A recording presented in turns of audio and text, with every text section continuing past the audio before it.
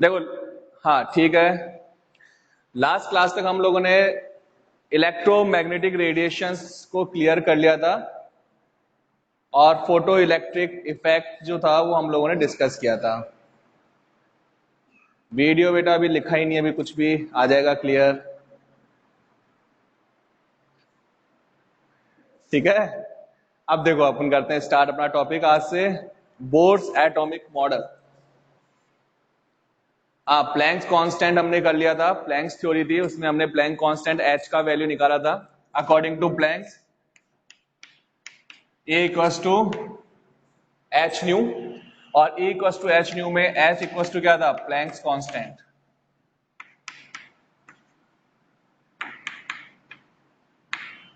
ठीक है, और प्लैंक कांस्टेंट का वैल्यू था 6.6 tens to power minus 34 joule second. आज का टॉपिक है हमारा बोर्स एटॉमिक मॉडल, और बोर्स एटॉमिक मॉडल के पोस्टुलेट्स हैं वो हम पहले डिस्कस करें।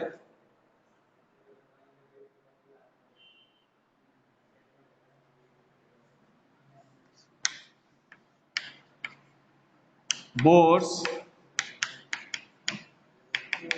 एटॉमिक मॉडल,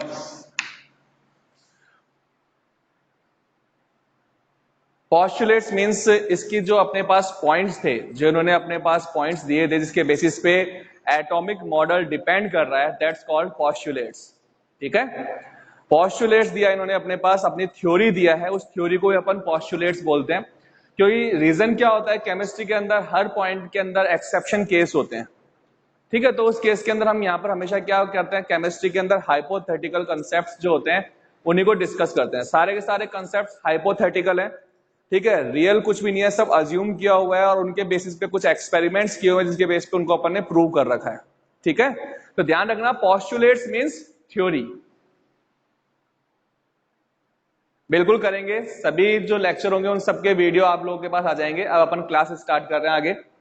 देखो यहां पर हम लोगों ने डिस्कस किया बोर्स एटॉमिक मॉडल, और बोर्स एटॉमिक मॉडल का फर्स्ट पॉइंट बोर्स ने एटॉमिक मॉडल दिया, उसमें क्या बताया उसने कि जो एटॉमिक स्ट्रक्चर होता है उसमें सेंटर में न्यूक्लियस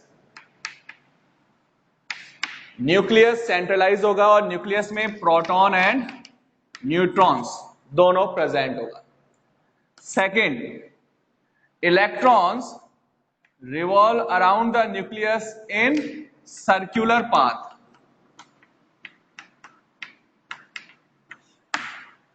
इलेक्ट्रॉन न्यूक्लियस के अराउंड सर्कुलर पाथ के अंदर रिवॉल्व करता है, and when electron revolve in circular path, two types of forces applied on electron. First one is attraction force,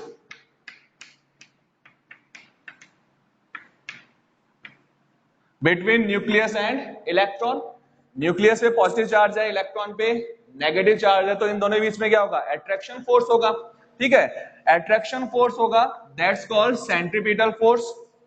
and electron when revolve around the nucleus, then another force applied on electron towards outside direction. जब भी कोई भी चीज revolve करता है circular path के अंदर, तो उसके ऊपर आउटसाइड डायरेक्शन में एक फोर्स अप्लाइड होता है, that's called centrifugal force. For example fan है, फैन के ऊपर हमने कोई भी मेटेरियल रख दिया, या चौक है उसको फैन के ऊपर रख दिया और फैन को ऑन किया, तो फैन जो है वो जब रिवॉल्व होगा तो उस केस में क्या होगा, जो भी मेटेरियल था, ठीक है, उसके ऊपर आउटसाइड डायरेक्शन के अंदर फोर्स लगता है। इसलिए फैन के ऊपर कोई भी अपन ने मेटेरियल रखा वो हमेशा क्या होगा, फैन से दूर जाएगा। ठीक है, तो उसको हम क्या बोलते हैं, सेंट्रीफ्यूगल फोर्स। तो यहां पर जब इलेक्ट्रॉन सर्कुलर पाथ के अंदर रिवॉल्व कर रहा है तो उस केस में टू टाइप्स के फोर्सेस जो होते हैं वो उस पर अप्लाइड होते हैं। First attraction force and second centrifugal force. ठीक है, अब जो अट्रैक्शन फोर्स है किसके बीच में है, न्यूक्लियस और इलेक्ट्रॉन। अट्रैक्शन फोर्स को क्या बोला हमने, centripetal force, that's Z E² upon R², and centrifugal force mv² upon R। ठीक है, अब सर्कुलर पाथ में इलेक्ट्रॉन जब मूव कर रहा है तो टू टाइप्स के अट्रैक्शन फोर्सेस जो होते हैं वो उस पर लग रहा है, और दोनों ही जो फोर्स होते हैं वो हमेशा एक दूसरे क्या होते हैं, इक्वल होते हैं। Means centrifugal force equal to attraction force, या हम यहां यूं लिख दें इसके अंदर, centripetal force and centrifugal force always be equal. Centripetal force equals to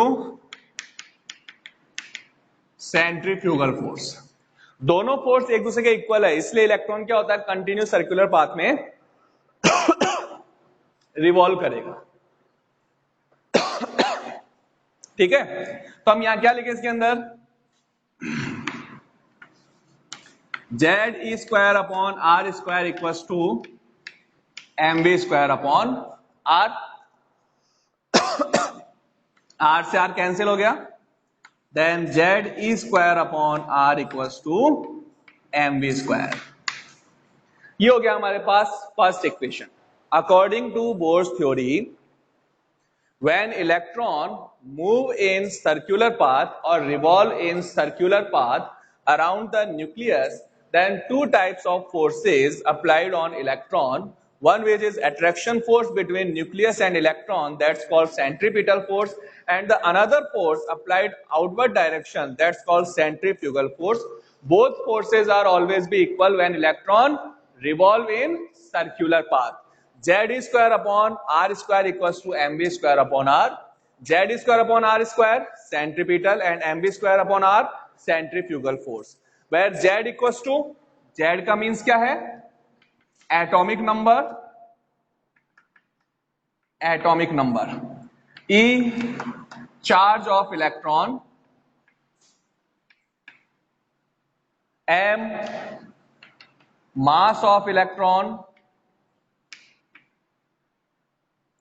R radius of orbit, V speed of electron और velocity of electron। ठीक है, तो ये हमारे पास पॉइंट हो गया, सेंट्रीपिटल फोर्स ऑलवेज भी इक्वल टू सेंट्रीफ्यूगल फोर्स और अट्रैक्शन फोर्स ऑलवेज भी इक्वल टू सेंट्रीफ्यूगल फोर्स। ठीक है, और यही रीजन है कि इलेक्ट्रॉन जो होता है वो सर्कुलर पाथ में रिवॉल्व करता है। अदरवाइज कोई भी एक अट्रैक्शन फोर्स अगर हायर हो जाए, एक की वैल्यू दूसरे से ज्यादा हो जाए, तो उस केस में क्या होगा, इलेक्ट्रॉन इस सर्कुलर पाथ में रिवॉल्व नहीं कर पाएगा। ठीक है, तो बोर्स का जो थ्योरी था वो क्या था कि attraction force always be equal to centrifugal force. Third theory है हमारे पास, देखो क्लियर है, centripetal force equals to centrifugal force, आप लोगों का पढ़ा हुआ भी है शायद, क्लियर हो गया ये। Z E square upon R equals to M V square, ये हमारे पास फर्स्ट इक्वेशन आ गया बोर्स थ्योरी के अकॉर्डिंग। ओके, नेक्स्ट थ्योरी क्या है अपने पास, थर्ड पॉइंट देखें हम। फर्स्ट पॉइंट हो गया, सेकंड पॉइंट हमने कह दिया कि अट्रैक्शन फोर्सेस जो होते हैं वो इक्वल होते हैं। Now third point, electrons revolve in those circular paths which angular momentum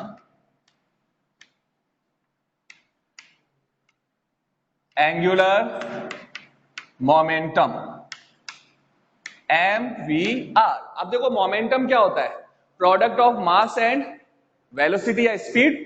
ठीक है, अब यहां पर हमने क्या कहा, एंगुलर मोमेंटम। रीजन क्योंकि हमने क्या अज्यूम किया है कि ये अपने पास एटम है, इलेक्ट्रॉन सर्कुलर पाथ के अंदर रिवॉल्व कर रहा है, तो उस केस के अंदर यहां पर साथ साथ इसका एंगल जो है वो भी क्या हो रहा है, चेंज हो रहा है। ठीक है, तो अपन यहां पर क्या करते हैं, नॉर्मल मोमेंटम की जगह एंगुलर मोमेंटम वर्ड जो है वो यूज में लेते हैं। तो क्या पॉइंट नोट किया हमने, when electron revolve around the nucleus then angular momentum of orbit always be equal to the integral multiple of h upon 2 pi. Integral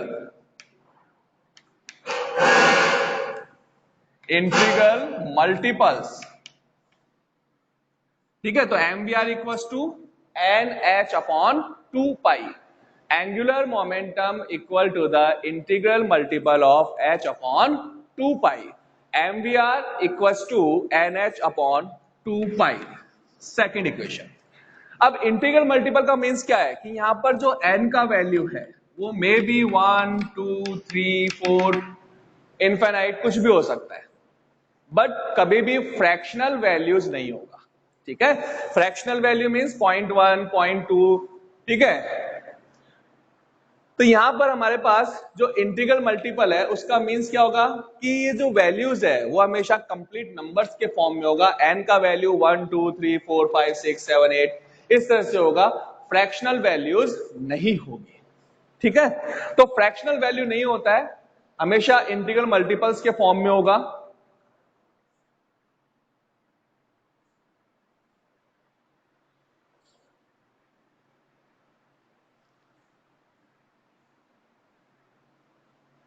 blur आ रहा है, अभी क्लियर हो जाएगा। अब देखो n का वैल्यू अगर 1 है देन एंगुलर मोमेंटम क्या होगा, h अपॉन 2 पाई।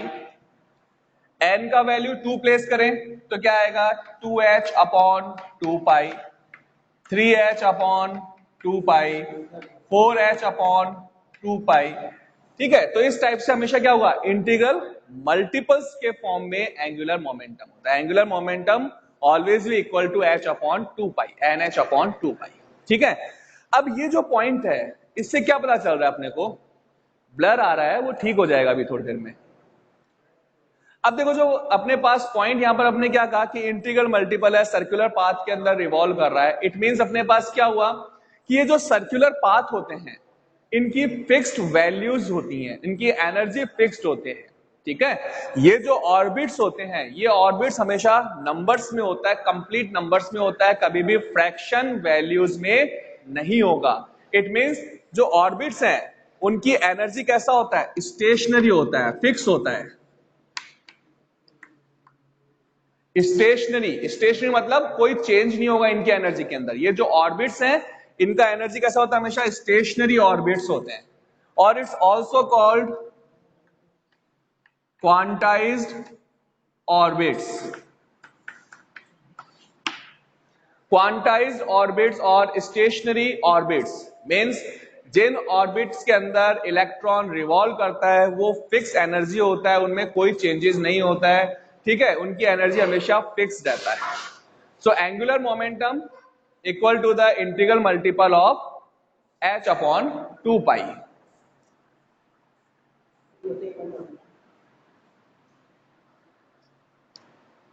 नोट करो इसको, रिकॉर्डिंग हो रहा है, रिकॉर्डिंग आपको मिल जाएगी इसकी।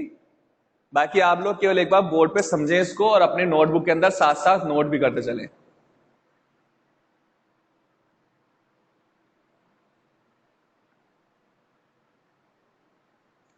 Third point, okay, third point. अब देखो रदरफोर्ड मॉडल का ड्रॉबैक क्या था, लिमिटेशन क्या था। हमने क्या कहा कि जब इलेक्ट्रॉन न्यूक्लियस के अराउंड रिवॉल्व करता है तो उसके इसमें कंटिन्यू एनर्जी को एमिट करता है। बट बोर्स थ्योरी जो है उसने क्या कहा, जो एनर्जी ऑर्बिट्स हैं वो सबके सब क्या है, स्टेशनरी एनर्जी ऑर्बिट्स हैं, यानी कि इनकी एनर्जी क्या होती है, फिक्स्ड होता है। When electron revolve around the nucleus in stationary orbits or quantized orbits, ठीक है, then generally normally it's not absorb or emitting energy। अपनी खुद की एनर्जी को ना तो ये एब्जॉर्ब कर रहा है ना अपनी खुद की एनर्जी को एमिट करता है। ठीक है, when electron revolve around the nucleus in circular path or quantized path, quantized orbits, then it's can not emit और एब्जॉर्ब इट्स सेल्फ एनर्जी। ठीक है, खुद की एनर्जी से कोई मतलब नहीं है इसको। But if it's absorb external energy, अगर बाहर से कोई हमने एनर्जी प्रोवाइड किया, कोई एक्सटर्नल सोर्स है और एक्सटर्नल सोर्स से अगर एनर्जी प्रोवाइड करें तो उस केस में इलेक्ट्रॉन एनर्जी को एब्जॉर्ब करेगा और एब्जॉर्ब करके प्रमोट हो जाएगा एक्साइटेड ऑर्बिट्स के अंदर, हायर एनर्जी ऑर्बिट्स के अंदर एक्साइटेड होगा। When electron absorb energy from external source, electron absorb energy from external source, then it's excited in higher energy orbits। Suppose electron इस ऑर्बिट में था, इसका एनर्जी कितना है 20 जूल। ये ऑर्बिट है, इसका एनर्जी कितना है, सपोज करें हमने लिख दिया यहां पर 50 जूल्स, इसका एनर्जी कितना है, सपोज 100 जूल। ठीक है, इन ऑर्बिट्स का एनर्जी फिक्स है। देखो व्हेन इलेक्ट्रॉन, रिपीट कर रहा हूं दिव्या सुनिए, electron absorb energy from external source, किसी एक्सटर्नल सोर्स से एनर्जी को एब्जॉर्ब करेगा, then electron excited in higher energy orbits, तो उस केस में इलेक्ट्रॉन हायर एनर्जी ऑर्बिट के अंदर प्रमोट हो जाएगा, एक्साइटेड हो जाएगा। सपोज करो इलेक्ट्रॉन था फर्स्ट ऑर्बिट में जिसका एनर्जी कितना है 20 जूल, और इसने एक्सटर्नल सोर्स से एनर्जी एब्जॉर्ब कर लिया और किसमें मूव कर गया, थर्ड ऑर्बिट में, एनर्जी कितना है इसका 100 जूल। तो बताओ यहां पर इसने कितना एनर्जी एब्जॉर्ब किया, इनिशियली इलेक्ट्रॉन फर्स्ट ऑर्बिट में था, उसका एनर्जी था 20 joule, after excitation electron move in third orbit और थर्ड ऑर्बिट का एनर्जी 100 जूल, वेरी गुड। तो यहां पर इसने 80 जूल एनर्जी को एब्जॉर्ब किया है। बेटा इससे ज्यादा जूम और हो नहीं पाएगा, ठीक है। तो अब यहां पर ये 20 से किसमें मूव कर गया 100 के अंदर, तो कितना एनर्जी एब्जॉर्ब किया 80 जूल। कैसे कैलकुलेट किया हमने 80 जूल, जो आउटर ऑर्बिट था उसका एनर्जी था 100, इनर ऑर्बिट का एनर्जी था 20, तो 100 माइनस 20 गया, कितना आ गया 80 जूल हो गया, जो इसने एनर्जी को एब्जॉर्ब किया। देखो ऑर्बिट डिफरेंट प्लेन में होगा या नहीं होगा वो हम बाद में डिस्कस करेंगे, ठीक है। ऑर्बिट जो होता है वो 2 डायमेंशनल पाथ होता है इलेक्ट्रॉन का, ठीक है। ऑर्बिट 2 डायमेंशनल पाथ है और ऑर्बिटल 3 डायमेंशनल पाथ होता है।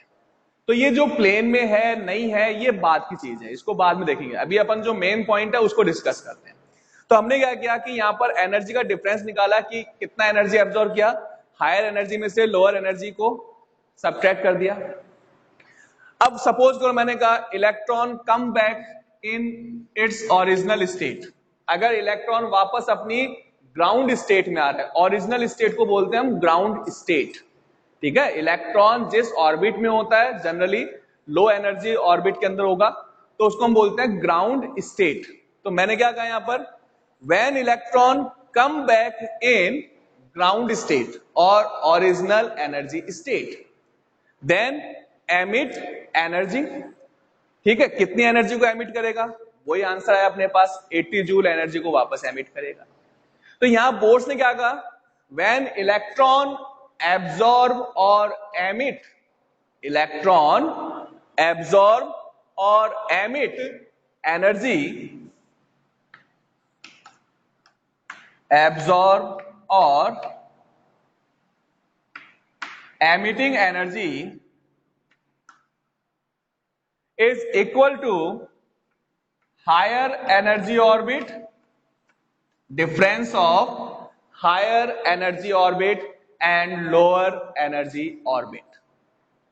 Absorbing energy or emitting energy of electron is equal to higher energy orbit and lower energy orbit. Difference of higher energy orbit and lower energy orbit.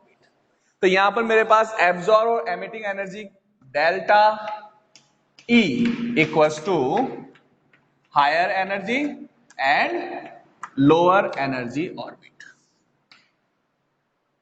Delta E equals to E2 minus E1। Absorbing और emitting energy of electron, absorbing और emitting energy of electron is equal to the difference of higher energy orbit and lower energy orbit. Higher energy orbit और lower energy orbit का जो difference होगा वो किसके equal है, absorbing और emitting energy के इक्वल होगा, ठीक है। तो बोर्स मॉडल का 4th पॉइंट क्लियर हो गया अपने पास। जनरली नॉर्मली इलेक्ट्रॉन खुद का एनर्जी यूज में नहीं लेगा, इलेक्ट्रॉन एक्साइटेड होगा या वापस अपने ग्राउंड स्टेट में मूव करेगा, तो उस केस में जो उसने एक्स्ट्रा एनर्जी एब्जॉर्ब किया था उसी को वापस वो एमिट करता है। ठीक है, तो एब्जॉर्बिंग और emitting energy equals to E2 minus E1, higher energy minus lower energy. तो ये हमारे पास तीन इक्वेशंस आ गई अपने पास। ये हमने सपोज थर्ड इक्वेशन लिख दिया। अब बोर्स मॉडल के 3 पॉइंट्स आ गए, 3 इक्वेशन है हमारे पास। कौन कौन सी इक्वेशन है देखो। First, ZE square upon R equals to mv square. Centripetal force always be equal to centrifugal force. Second, angular momentum equals to integral multiple of h upon 2 pi. And third, absorbing or emitting energy equals to difference of higher energy and lower energy orbit। ये जो तीनों point हैं, इन points के basis पे हम radius, velocity of electron, radius of orbit, energy of electron, ये सब हम कैलकुलेट कर सकते हैं। सिलेबस में हमारे पास इनका डेरिवेशन नहीं है, डायरेक्ट फॉर्मूला दिया हुआ है। बट अपन यहां पर जितने भी पॉइंट मैंने बोला, क्या बोला? Radius of orbit, velocity of electron, energy of electron, spectrum या वेव नंबर ऑफ इलेक्ट्रॉन या एटॉमिक स्पेक्ट्रम, ये सारी की सारी डेरिवेशंस जो हैं वो हम लोग यहां पर सॉल्व करेंगे। उससे क्या होगा, हमारे पास जो जितने भी पॉइंट्स हैं वो सब के सब क्लियर हो जाएंगे। तो इन पॉइंट्स के बेसिस पे अब हम क्या करते हैं, आगे रेडियस, वेलोसिटी को हम डिटरमाइन करते हैं। तो आज हमारे पास फर्स्ट हम एप्लीकेशन जो है बोर्स थ्योरी का, उससे क्या कर रहे हैं, रेडियस डिटरमाइन करते हैं।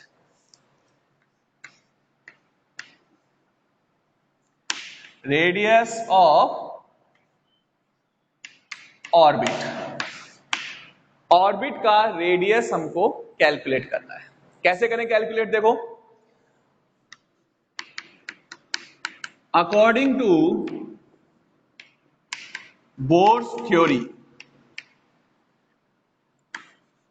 ZE square upon R equals to mv square, first equation, and mvr equals to nh upon 2 pi, और v equals to nh upon 2 pi mr, second equation. ठीक है, v की वैल्यू कैलकुलेट की हमने second equation में, v equals to nh upon 2 pi mr।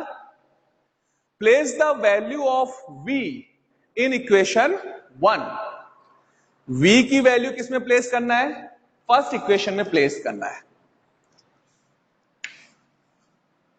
ठीक है, place the value of v in equation 1, then ZE square upon R equals to m, v का value क्या है, nh upon 2 pi mr, nh upon 2 pi mr whole square, क्योंकि v square था अपने पास। ठीक है, then ZE square upon R equals to m n square h square upon 4 pi square m square r square. m से m की value cancel हो गया, ऊपर m था नीचे m स्क्वायर, r से ये r स्क्वायर कैंसिल हो गया। ठीक है, क्योंकि r ऊपर आएगा तो कट जाएगा आपस में। r को r equals to n square h square upon 4 pi square m, r को यहां लेके आ गए, z स्क्वायर कहां जाएगा, नीचे, ZE स्क्वायर। ये हमारे पास रेडियस का फॉर्मूला आ गया। क्या फॉर्मूला है रेडियस का, r equals to n square h square upon 4 pi square m e square,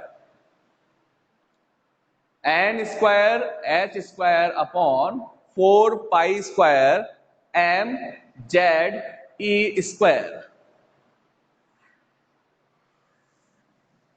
अब देखो यहां पर वैल्यूज देखें हम, एच इक्वल्स टू अभी बात की थी हमने प्लैंक कांस्टेंट है, और प्लैंक कांस्टेंट का value 6.6 tens to power minus 34 joule second. N equals to number of orbit, कौन सा ऑर्बिट है, 4 का वैल्यू 4 होता ही है, pi 3.14, m mass of electron 9.1 multiply 10 to power minus 31 kg, z atomic number, and e charge of electron. अब देखो H constant value है, पाई का वैल्यू कांस्टेंट होता है, कभी भी चेंज नहीं होगा, मास इलेक्ट्रॉन का अनचेंज होता है, चार्ज इलेक्ट्रॉन का अनचेंज्ड होगा, ठीक है। तो ये सारी की सारी वैल्यूज क्या है, कांस्टेंट वैल्यूज है। इन कांस्टेंट वैल्यूज को प्लेस करके अगर उसको कैलकुलेट करें तो कैलकुलेट करने पे जो हमारे पास वैल्यू आएगा वो वैल्यू क्या है,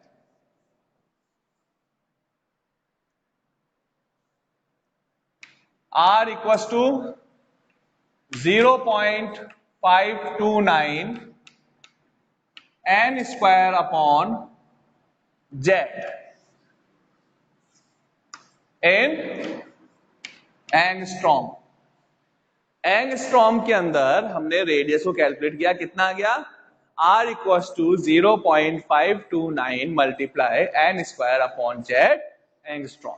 तो देखो रेडियस के दोनों फॉर्मूले हैं, एमसीक्यूज क्वेश्चंस आते हैं तो उसके अंदर हमारे पास वैल्यूज लिखा हुआ मिल सकता है कि कौन सा फॉर्मूला होगा, ऑप्शन दोनों दे दें अपने पास, फिर कह दे कि बोथ है या इनमें से केवल ये है या ये है। तो यहां पर हमको दोनों ही रेडियस की वैल्यूज जो होती हैं वो अपने को ध्यान रखना है। Radius R equals to n square h square upon 4 pi square m z E square, और इसको सॉल्व आउट करें तो क्या आएगा 0.529 multiply n square upon z angstrom, ठीक है। अब देखो इसमें क्वेश्चंस कैसे बन सकता है, क्वेश्चन सॉल्व करें इसके। देखो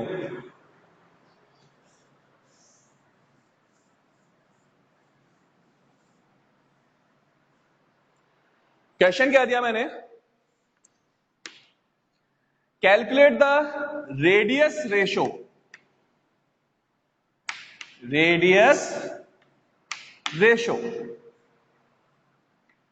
of hydrogen for first and third orbit, ठीक है। हाइड्रोजन के फर्स्ट और थर्ड ऑर्बिट के लिए रेडियस रेशो कैलकुलेट करना है, क्लियर है ना अपने पास। अब देखो क्वेश्चन में देखो, हाइड्रोजन का फर्स्ट ऑर्बिट है और हाइड्रोजन का एक ऑर्बिट कौन सा लिया हमने, third orbit. It means Z की वैल्यू क्या हो गई, कांस्टेंट हो गई, जेड की वैल्यू क्या हो गया, कांस्टेंट, क्योंकि दोनों ही केस में हमारे पास हाइड्रोजन एटम लिया और हाइड्रोजन का एटॉमिक नंबर कितना होगा 1, तो दोनों ही केस में जेड की वैल्यू क्या हो गई, कांस्टेंट हो गई। अब देखो 0.529 कांस्टेंट वैल्यू है, जेड भी अगर कांस्टेंट वैल्यू हो गया तो इस केस में हम क्या लिख सकते हैं, R proportional to n square, then radius ratio R1 upon R2 equals to N1 square upon N2 square। N1 की वैल्यू फर्स्ट ऑर्बिट, N2 का वैल्यू थर्ड ऑर्बिट, तो रेडियस रेशो क्या आएगा, 1 square upon 3 square equals to 1 raised to 9। तो radius का ratio क्या आ गया 1:9। Clear है ना?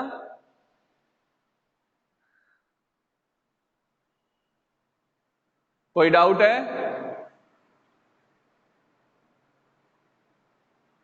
जल्दी से नोट कर लो क्योंकि टाइम शेड्यूल अपना कंप्लीट हो रहा है, मैसेज आ चुका है। ओके देखो, स्नेहा ने अगेन क्लियर करने के लिए बोला है, चलो ठीक है, जिनको समझ में आ गया बहुत अच्छी बात है, एक बार और दोबारा बता देते हैं। ठीक है, देखो हमको रेडियस रेशियो कैलकुलेट करना था हाइड्रोजन का, और कौन से ऑर्बिट के लिए? फर्स्ट एंड थर्ड ऑर्बिट के लिए। तो हम चाहें तो डायरेक्ट इस फॉर्मूले के अंदर दो बार वैल्यूज प्लेस करके फिर भी लिख सकते हैं। कैसे? जैसे मैंने कहा कि हाइड्रोजन के फर्स्ट ऑर्बिट के लिए तो मैं क्या लिख दूं, R1 equals to 0.529 multiply n square. तो यहां पर कौन से ऑर्बिट के लिए कैलकुलेट थे? 1 के लिए। और जेड हाइड्रोजन एटम है तो वैल्यू कितना हो गया? 1। फिर इसने क्या कहा कि हाइड्रोजन के थर्ड ऑर्बिट के लिए रेडियस निकालो। तो R2 इक्वल्स टू क्या करें, 0.529 मल्टीप्लाई एन का वैल्यू क्या हो जाएगा हमारे पास?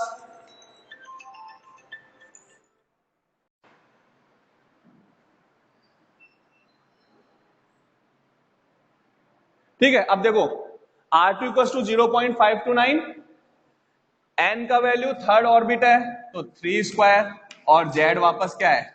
1। तो रेशो करना था तो R1 अपॉन R2। देखो ये कैंसिल हो गया आपस में, ये कैंसिल हो गया, तो वैल्यू क्या आया? 1 स्क्वायर अपॉन 3 स्क्वायर मीन्स 1:9। तो ये हो गया हमारे पास रेडियस रेशो आ गया। अगर सपोज करो इसमें थोड़ा सा चेंज कर दें, क्या चेंज करें हम? Calculate the radius ratio, Z की वैल्यू 1, क्योंकि हाइड्रोजन का एटॉमिक नंबर 1 है, हाइड्रोजन का एटॉमिक नंबर 1 है, तो अपने पास यहां पर जेड की वैल्यू कितना हो गया? 1 हो गया। ठीक है, अब क्वेश्चन को थोड़ा सा चेंज कर दिया हमने। क्या चेंज किया? Calculate the radius ratio of hydrogen and helium plus 1।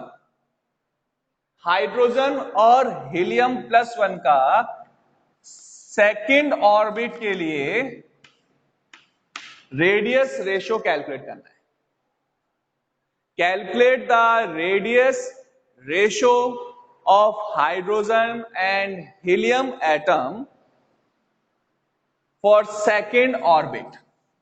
Second orbit के लिए रेडियस रेशो कैलकुलेट करना है। अब देखो एटम तो चेंज हो गया, बट एन की वैल्यू क्या है दोनों में? सेकंड ऑर्बिट है, तो यहां पर एन इक्वल टू कांस्टेंट हो गया, क्योंकि दोनों ही केस के अंदर एन का वैल्यू 2 है। Then r proportional to 1 upon z, और R1 upon R2 equal to Z2 upon Z1। Z1 hydrogen, तो हाइड्रोजन का atomic number 1, Z2 helium, atomic number कितना हो गया? 2। तो रेडियस रेशो क्या आ गया? 2:1। तो ये अपने पास एक शॉर्ट है, अपने पास शॉर्टकट ट्रिक्स के अंदर है अपने पास, कि जब भी एमसीक्यूज क्वेश्चन आते हैं और इस टाइप क्वेश्चन आते हैं इसमें एक वैल्यू कांस्टेंट है, तो हम क्या करते हैं डायरेक्टली रिलेशन रख के और रेडियस को कैलकुलेट कर लेंगे, डिटरमाइन कर लेंगे। क्लियर है?